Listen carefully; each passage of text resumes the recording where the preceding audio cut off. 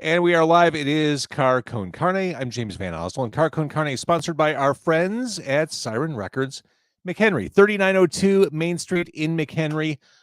Stuck at home, want to dive into vinyl. This is where you need to start and start bulking up your library, your personal record collection. Siren Records, it's in McHenry, 3902. And if you go there, there's every chance you'll find me there. So tonight, I'm joined by two, I dare say, visionaries. It is Adrian Stein and Zac Hall, the creators behind the stunning new exhibit, Quantum Mirror. How stunning, I hear you ask? We can see it behind you. It looks like you're beaming in from the Delta Quadrant tonight. We are. We absolutely are, from the Delta Quadrant of your minds.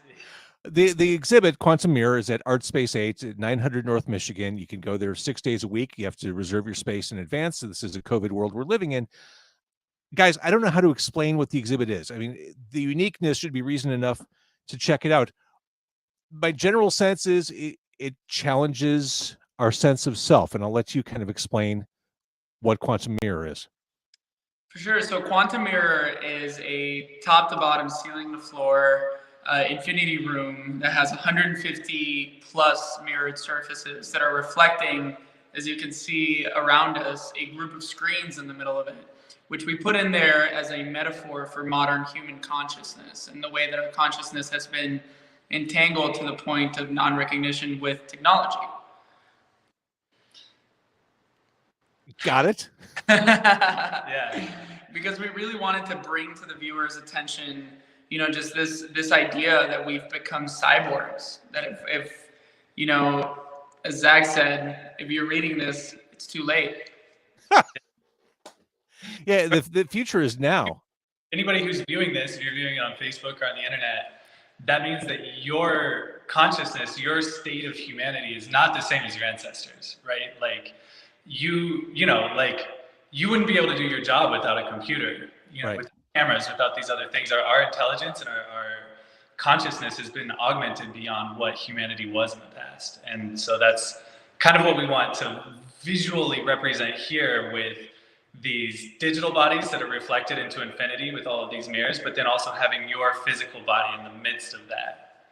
This is quite literally escapist entertainment. This is like out of body stuff going on here. I would disagree. I think that for some people you could consider it escapist, but for me, I see it as a head-on confrontation with escapism. Well, no, with like yes, and also the impending obsolescence of humanity itself.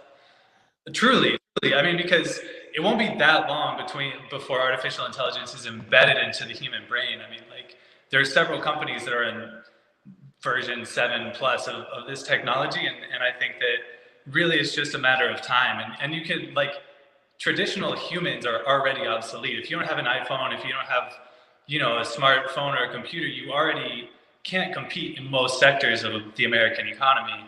And that trend is only going to continue. And I think that this piece confronts that reality.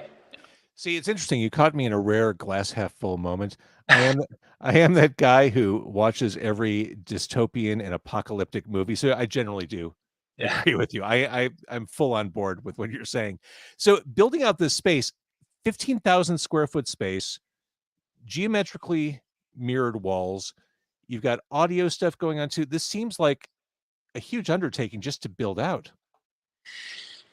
Yeah, it definitely took a part of our lives to make this happen, and our souls. You'll see it when you come. But we spent 2 months of 16-hour days to get this thing up and running, and it was a true adventure because the piece itself evolved through the process of making it, and we did as well. A lot, yeah. And so you put it up during this weird pandemic time. Have there been people milling through there? Because I know it's a challenging time, and I think seeing it right now, hopefully, will get more people excited. Yeah, of course. I mean, we have. We're not wearing masks right now because we've spent, like he said, all day, every day together for the past 4 months, really. But when the exhibition is open, then masks on, 6 feet. Yeah. We're very serious about COVID, and this is a space where it's definitely possible to explore this art in a safe fashion. Absolutely. And so the way that we're doing it is by appointment only. We have reservations open on the website, which is looneystein.com.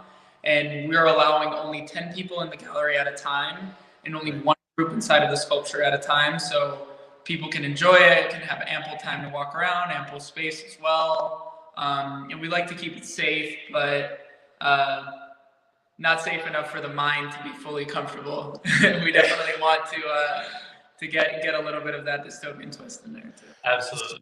So, I mean, essentially, the visitors are part of the art. They become part of the exhibition, meaning that no two people's experiences are the same, which I think is really cool. I can take from this something different from the person I come there with.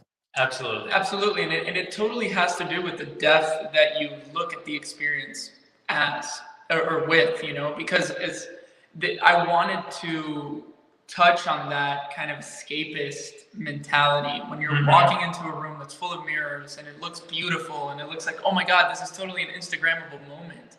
But actually that this room is about the blending of your self-perception with a lack thereof. You just went mute. There we go. Yeah, this past year. Oh, technical difficulties. You're there. We're good, I think. Okay. There we go. This past year it's been a challenging year from a mental health perspective. It's been a year of isolation.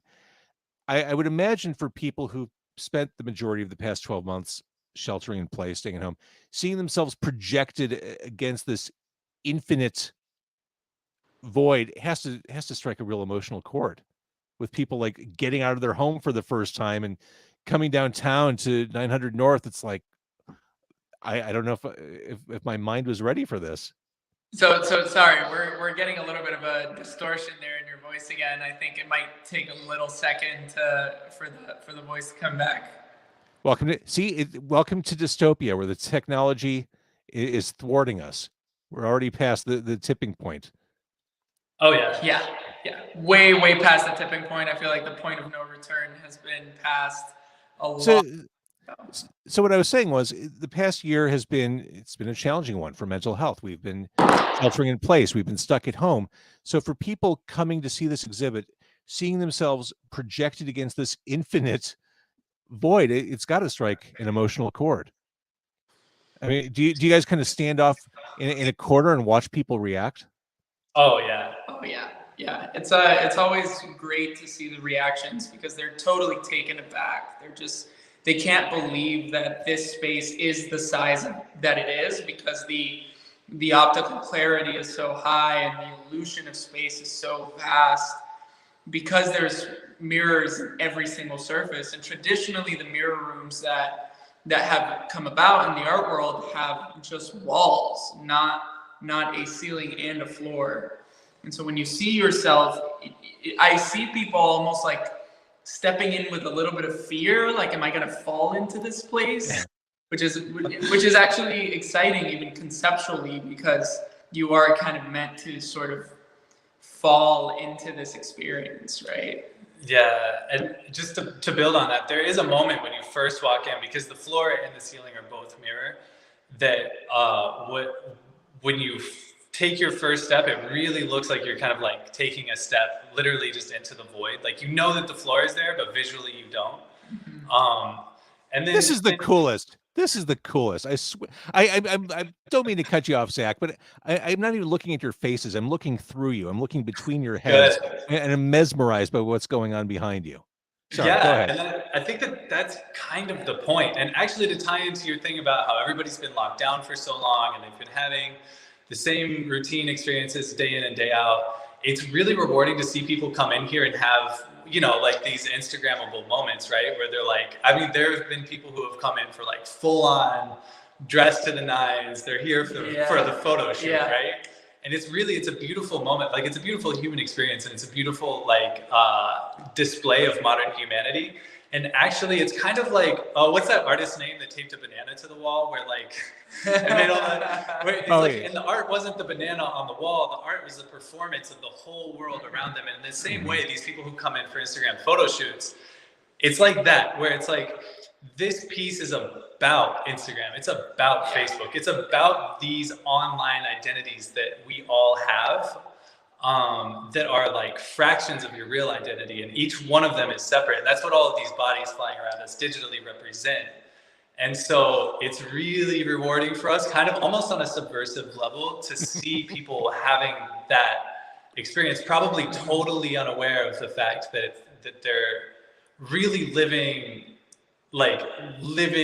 evidence of like what this piece speaks to. Yeah, what this piece is about. Exactly. They're part of the show.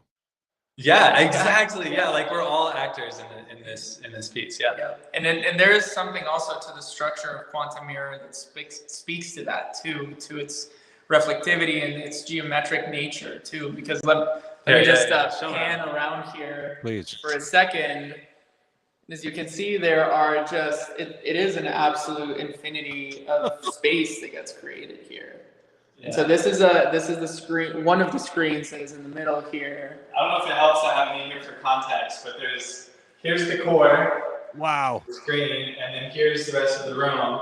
And wow. Yeah. And so the geometry of this space is very complex, and that's how you get this kaleidoscopic effect. It's not just the rectangular box that you've seen. We wanted to continue the conversation beyond like where Yayoi Kusama left it off. And one of the ways that we do that is with the increased complexity in the geometry. Exactly. This is Logan's Run level shit going on here. I love this. I my jaw as you're panning around, Zac, my jaw is hanging down during the broadcast because this is so I have nothing to contextualize this. And that's the thing, is that we are in an age where we have no context to understand what's going on with humanity right now, because in the industrial age we could see that very directly as an evolution from the technology before, and in the post-industrial age we could see that as a direct evolution. But then the things that we have access to now, the massive connectivity and what that does to our self-perception and our perception of each other, we have no foundation to try to understand what that does to our minds. Yeah. And so when we design the space specifically to give that sense of just total awe, and it is truly sublime to be in here. Yeah. As we're talking and as you're sharing these thoughts in the background, I'm realizing how many different levels this exhibit works on. Mm-hmm. Just, for pure face value, okay, mind blowing. But all these little subversive angles you're throwing out, this is a really, you're mad geniuses, is what you are. This is at least one of them, mad and or geniuses. Yeah. So, I go ahead, Zac. In with this point that you made of how confusing it is to see, because Adrian and I, previous to this piece, had been making other pieces and designs and concepts that we had a whole series where we wanted to create work that was only, like, you could take pictures of it, but it never, like, you really, really have to be there to experience it in person. Of course, you always have to be there. It's not ever quite the same. But with mirrors, we found, we did an installation briefly at the Garfield Park Conservatory that was like, it had like 95 mirrors hanging amongst all of this like jungle foliage with a few lights in there. And when you took photos, almost all of the mirrors disappeared and you could only see the lights. And that was what we wanted. We wanted it to be subversive. We wanted it to be something that like you just couldn't see unless you were there. And I think that this achieves that same concept on another level, where you can film it and Instagram it all day long, but really the environment is so confusing that unless you come experience it in person, like, it's just not going to make any sense. Yeah. And to be clear, what we're recording here is a podcast, and I've been recording the podcast direct to video for the past year. If you are listening to the podcast after this recording, stop listening to the podcast, watch the video. This is one of those times where ignore the primary distribution method, go right to the video, go right to Facebook, go right to YouTube, because this really needs to be seen to be believed. Yeah, that's exactly what we want. Good, thank you. Go to the screen, because you can't avoid it. You cannot avoid it. Plug into the machine. This is the most old man thing I've said on the podcast, I think, since it launched 7 years ago. But NFT is a new term to me, a new acronym. I became aware of it truly only recently. Kings of Leon released their new album as an NFT, which of all, you don't think of them as this big digital groundbreaking band, but here we are. Explain what that is and how it relates to this exhibit. Yeah, and so I guess as the digital wizard of the project, I'll take on this question. So NFTs are short for non-fungible tokens. What that means is that you're basically leveraging the crypto blockchain to create a contract of ownership for a digital asset, which is the thing that has been lacking forever for all digital assets because they're so easy to copy and reproduce. So that allows artists to create this contract of ownership for a digital piece. And what you're buying is that piece along with the contract that says, I own this. And there are only these many contracts for this image. And so that creates and challenges the system of value that we thought of for art, right? It basically creates scarcity in a world that was designed to eliminate scarcity. And so it's this very interesting thing that has brought on this gigantic wave of the distribution of scarcity. And the interesting thing about the structure of Quantum Mirror is that I initially designed it to be a metaphor for consciousness, but then it became a metaphor for value and originality as well, because you're seeing this central core, which has original NFTs as digital animations playing within it, but around the whole environment is an infinity of copies, right? So what Quantum Mirror is doing with light, NFTs have the ability to do through the blockchain. There's one original that can be copied and sold X amount of times, defined solely by the user or by the seller in this case. And then they are interconnected and networked with each other because that contract contains the information of all of the other ones that are being bought and sold. And so it's truly this thing that challenges not only the perception of the viewer of that singular piece as it reflects, but also of the value of the piece that they can buy and then sell from the sculpture. I'm glad I asked this question after you explained the exhibit, because with all the groundwork you laid explaining what this is all about, there was no way you couldn't use NFTs for this.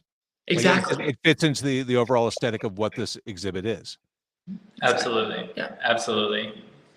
Yeah. And I mean, I think that, NFTs have really only been like in the mainstream consciousness for a couple of months. So this is pretty timely, for this sculpture to come up. But as far as I'm aware, I don't think that there's another like real world sculpture that is speaking to NFTs that's like specifically designed to house and like speak on what an NFT is, or like commentary. Like I'm not aware of any other like physical 3-dimensional real world art you can step foot inside of that speaks on this subject, So By the way, Adrian, you explained that beautifully. Thank you. For someone who has no prior knowledge or understanding, you explained that beautifully. I mean, we live in a world where people still aren't sure what podcasts are. So yeah, right. Exactly. Yeah. The more we can do to explain these digital things to the universe, the better we'll all be. And well, the thing about art that is inaccessible, and I had a great conversation with my friend Davis McCarty about this. He's like, well, if a child and a grandparent can't enjoy it, then why are you making it? And that's sort of the animosity that I grew against the art world when I came out of I went to the Art Institute, so I went to a very traditional and set in stone art institution.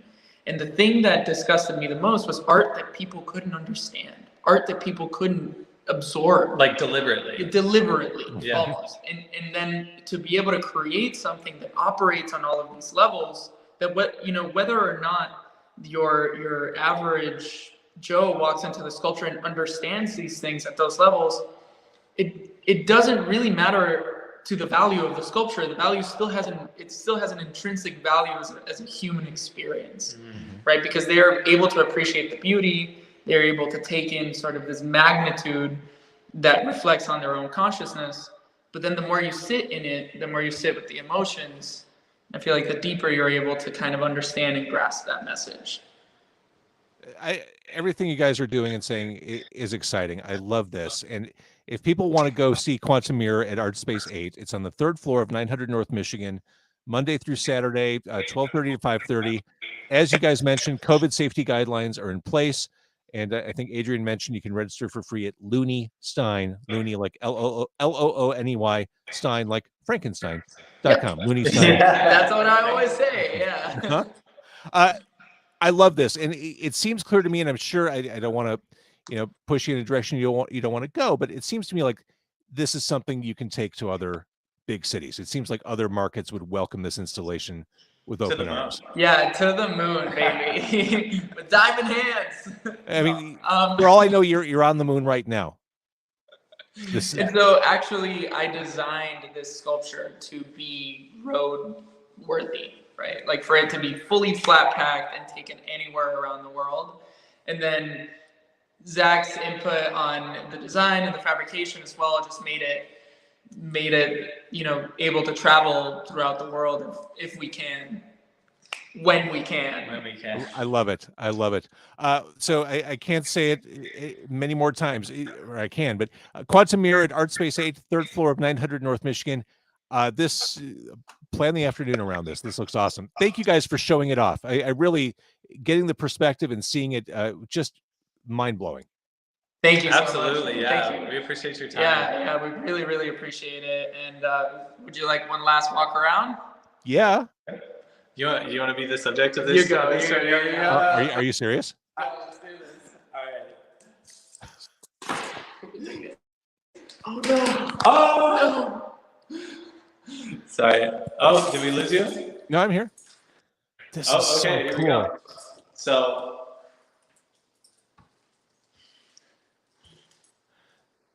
I mean, it looks like this just goes on forever. It's all mirrors. It looks like we're going to be spending the day going on this tour. Look, the colors, the visuals are just. Show them the doorway. Oh yeah. So here's the doorway back to reality. Wait, now which pill do you take to go back there? Oh, look at that. Yeah. This is truly like walking into. This is everything that Tron promised me when I was a kid. Yes. Tron is absolutely was the inspiring force behind the work that brought us together. Really, it really was. Like the ancestor of this project as well. The last Tron movie, that soundtrack, one of the best soundtracks of the 21st century. We listened to that on repeat building this thing. Oh my God. Rest in peace to Daft Punk. For real, that is one of the best. Guys, thank you. We'll come see you, no doubt about it. This is exactly what we need this year. Can't wait. Absolutely, you're what we need. Good. Yeah. All right, stay right there. I'm going to end the broadcast, but stay right there.